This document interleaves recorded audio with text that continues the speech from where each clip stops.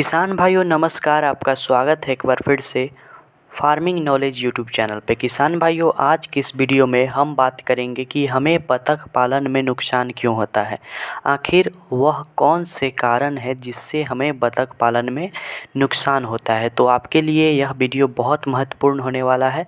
बतख पालन अगर आपने करना शुरू कर दिया है या करने का सोच रहे हैं तो आपके लिए यह वीडियो बहुत महत्वपूर्ण है। हम अपने अनुभव से बताएंगे कि हमें बतख पालन में नुकसान क्यों होता है। तो चलिए शुरू करते हैं।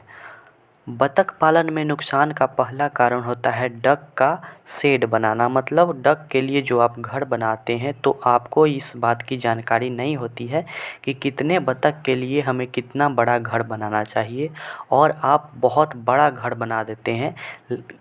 पर बतख का जो बिहेवियर होता है वो एक साथ रहना, एक झुंड में रहती है, एक दूसरे से चिपक कर रहती है। तो आपको बहुत बड़ा घर बनाने में खर्च नहीं करना है। बहुत छोटे घर में ही बहुत सारा बतख का पालन हो सकता है। तो डक के सेट बनाने में, बाड़ा बनाने में बहुत ज़्यादा खर्च ना करें, खर्च करने से बचें और सिंपल सा बनाए। आपको जानवरों से बचाना है, कुत्ता से, बिल्ली से और ऐसे जानवर जो डक का शिकार कर सकते हैं उनसे बचाना है। तो उसी प्रकार का सिंपल बनाए, बहुत ज़्यादा दिखावटी घर ना बनाए बतख के लिए। दूसरी गलती ये करते हैं कि नस्ल की पहचान ना कर पाना। आप बतख खाकी कैंपेबल ख़रीदते हैं लेकिन आपके यहाँ कोई और लोकल पहुँच जाता है, कोई लोकल ब्रांड का आ जाता है।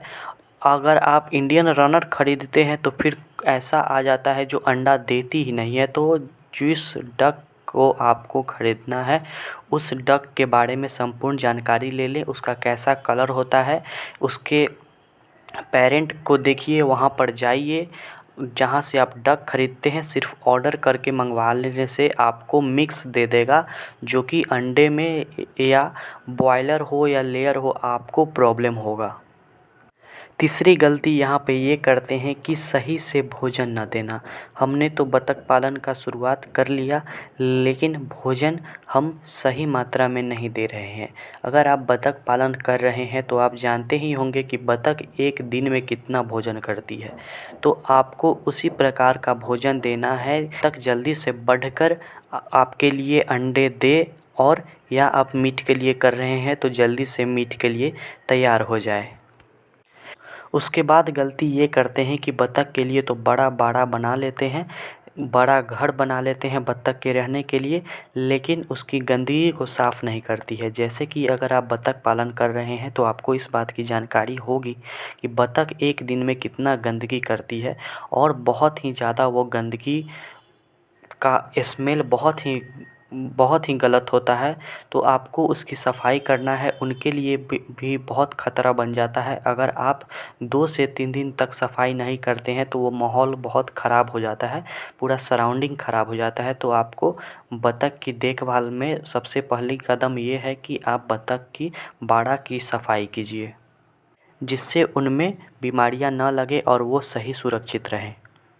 उसके बाद की गलती की बात करें तो सबसे बड़ा गलती ये भी है कि हमें इस बात की जानकारी होती ही नहीं है कि हमें कितना मेल रखना चाहिए, कितना फीमेल रखना चाहिए। अगर हम अंडे के लिए कर रहे हैं तो हमें इस बात की जानकारी होनी चाहिए कि हमें कितना मेल रखना चाहिए और कितना फीमेल डक रखना चाहिए। अगर आपने 100 बतख ख़रीदा है तो उसमें से कितना मेल रखना चाहिए, कितना फीमेल।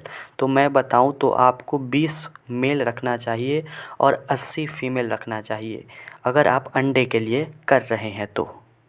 उसके बाद डक के लिए तालाब की ज़रूरत होती है। बहुत सारे लोगों के पास तालाब नहीं होता है, जिससे बतख के भोजन का खर्च बढ़ जाता है। अगर आप बड़े स्तर पर बतख पालन करना चाहते हैं तो उसके लिए एक छोटा सा तालाब का निर्माण ज़रूर करें।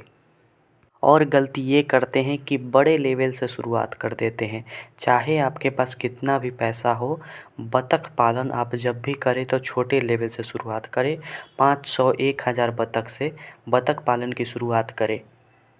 तो दोस्तों ये सब कुछ जानकारी थी अगर आपको अच्छी लगी तो चैनल को सब्सक्राइब कीजिए। हम ऐसी ही जानकारी आपके लिए लाते रहेंगे और जितने कारण हमने बताए हैं आपको, इन सभी कारण का निदान भी हम अपने दूसरे वीडियोज़ में लाएंगे।